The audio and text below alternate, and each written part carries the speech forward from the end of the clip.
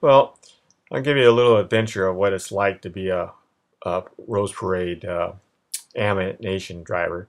Right here is the control panels that I'm responsible for during the float. They have all the valves and switches and everything that I have to operate. Right behind me on this float was Lloyd Dunn, the driver, and when that day we had a test drive.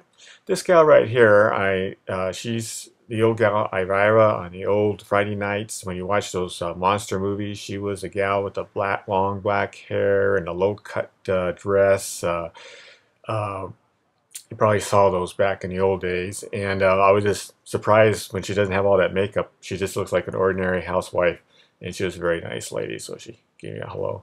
So inside, this is about October, and we were still got a couple months to go, and they still got a lot of work to do on the floats. So they're doing a lot of putting this stuff together. Here is their blueprint of what they need to do. They keep checking that out. Here they already got the styrofoam on the side. Over here is still the base of the float. And looking at these blueprints, this particular float was going to have the Beatles on it. So there's a sketch of what they needed the float to look like when they finished their work. So they're doing a lot of work, doing all that metal welding, getting all that forming this stuff together. Here's what the float looks like when they got all the steel on there. So now they got to put spray the foam, and once that's just like a big styrofoam uh, float that you start. They paint it, and then they put all the flowers and seeds and all that stuff on there. So this is what the floats looks like before you see them New Year's Day. And they constantly have workers getting stuff ready. Now we skip ahead to New Year's Eve, and myself, Lloyd, and Rick, we all operate the float together. We get there around 1:30 that day, and we just kind of hang around until it's time for us around 4 o'clock to start a convoy to go to the parade. Now, Fiesta Floats has about 15 floats they make, and so this time is when the floats are at their best. They're just the freshest. All the flowers just been put on there in the last couple of days. Not too many people get the experience how fresh and see the floats like they are right now. This was a float that we originally were going to operate, and for some reason or another, they switched us. I don't remember why, to the float that's on the right. And so this particular day it was raining, and we were just sitting waiting for the rain to stop before we were going to get the floats out there. And we finally got them out there, and this guy here is pumping gas in. Now we all have tow trucks that take us to the parade, and so we don't use up the fuel except for during the parade. But every now and then we have to turn on when we're going up hills and stuff. We have to help uh, with the power. So again, here's the floats just ready to go. Everything just fresh as it could be, smelling just great. If you love flowers, it's just great to be in this situation where you could smell the flowers and see them and everything. It's just so fresh. This particular float from Thailand, I believe, they did a lot of special things. And take a close look up here at these flowers. Is actually a watermelon carved into the shape of a flower. Now we're on the parade, and we're just getting started. This is like the very start of the parade, and I'm peeking out of a little hole that I have um, uh, to check out the crowd.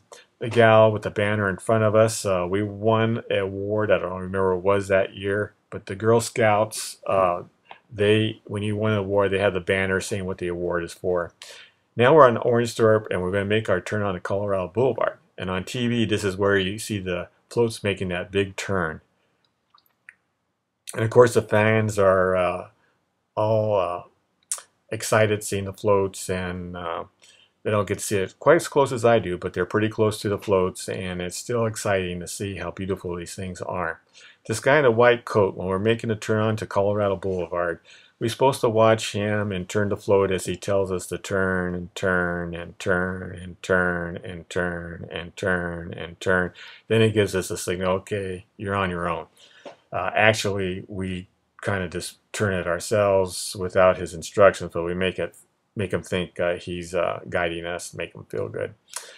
And so this is the crowd that pays the big bucks. This is where everybody's sitting when you're watching on TV. All the major networks are right here, and it's very important for us to make sure that everything is working on the float. My job as an animator operator is to make sure everything is moving properly, the sound is correct.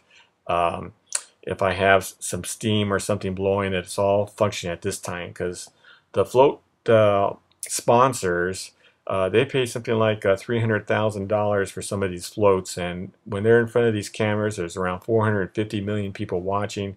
They want to see their product look their best, so it's very important at that point for everything to be working. And then as soon as we pass the cameras, we go down this hill right here, and it's pretty steep before it flattens out. And boy, you have to ride your brakes going down there, and that's always an exciting point of the parade. And from this point on, we got about an hour and a half to go before we come to the end of the parade. So, but the pressure's all off. We passed the camera, so if the float breaks down, they really don't care that much. Inside the float, this is me operating in front of my panel. Before the parade starts, I got to fire up everything, get everything up and running, all the sound working.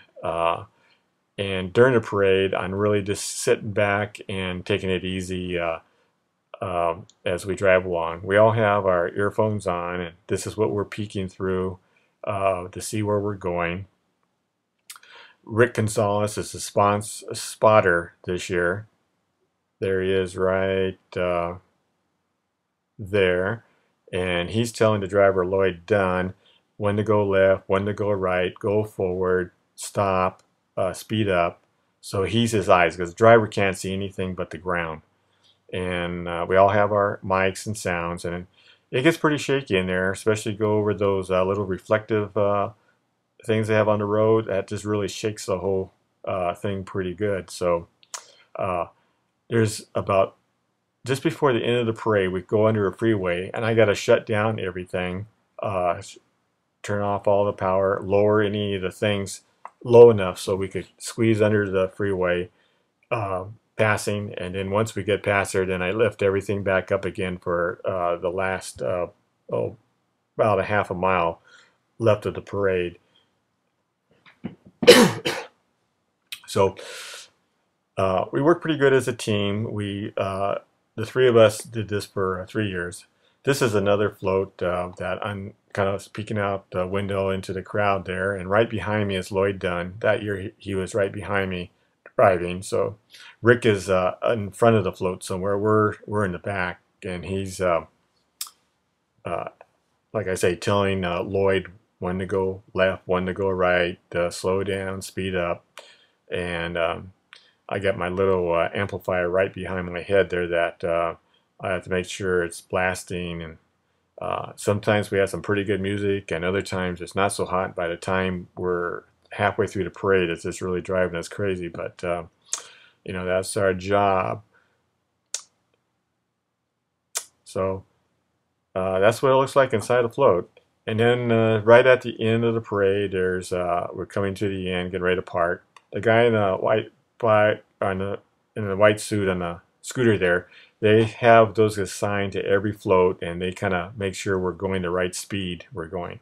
So this is the end of the parade, and we're passing all the livestock. So that's it.